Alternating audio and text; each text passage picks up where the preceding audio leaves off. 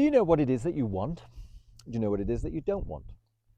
Do you know the ways that you go about getting what it is that you want? Have you ever even thought about that? Have you even questioned it?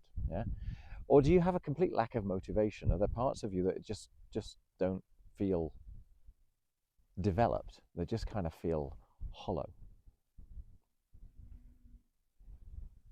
Can you ask yourself the question, what would make me happy? And get a response. All these videos about nice guy syndrome, okay?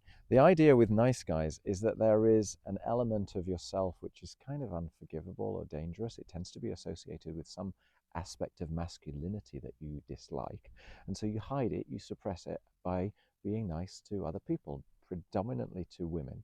You hand away your personal power, you act a little bit like a doormat, but you kind of think that by being nice to other people, you're going to get your needs met without having to expose the fact that you have any needs, by not having to expose the fact that you are fundamentally flawed and vulnerable and a member of the human race. Okay, so you're tasking yourself with an absolutely unsolvable task and then getting frustrated that it doesn't work.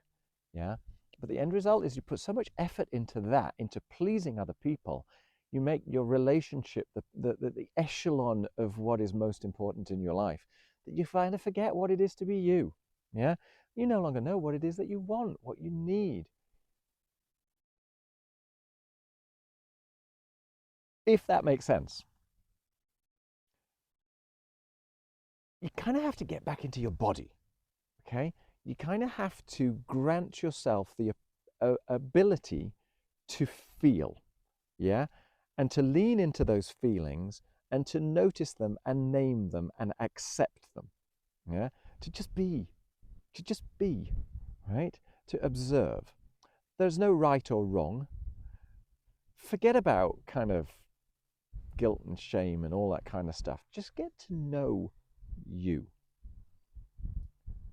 You don't even have to set yourself the objective of being happy, but just notice the things that you do that happen to make you happy, or the things that you do which happen to make you unhappy or uncomfortable. Just notice your emotions. Check in with yourself 3 or 4 times a day. Just check in with yourself, even if it means just setting an alarm on your telephone. Every time it pings, what am I feeling? How am I feeling? Right now, in the moment. You kind of get an ability to calibrate yourself, right? The end result is you notice your body, you notice your feelings, and well, then you can start to go towards the things that you like and away from the things that you don't like. Yeah. Most people throughout the day are running towards feelings that they want and running away from feelings that they don't want. So when you start checking in with yourself, you'll start to observe what it is that makes you feel good, what it makes you feel bad. Yeah, the moments that you feel in flow, the moments that you just feel unnatural.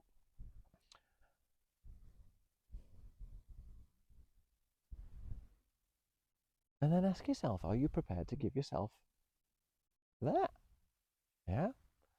Or are you trying to hide the evidence? Yeah. Are you trying to hide the evidence of your needs? And so it's kind of incompatible with that to then go and look after yourself. Question, question, question, question, question. So try that consciously. The other thing that you might want to question is, are you fantasizing? Yeah.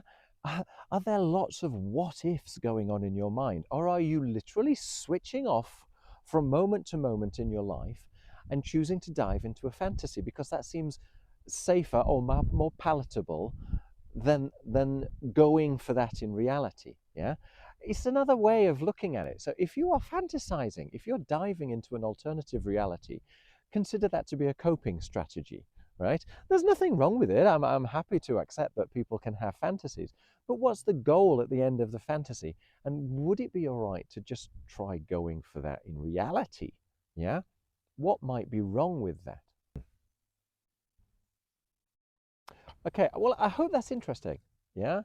All I'm trying to suggest basically is that you become your best friend. That it doesn't matter that you have stuff going on in your body and your mind, which you don't appear to be completely responsible for. Yeah, we're an organism, not a mechanism. That's kind of how it works. Yeah.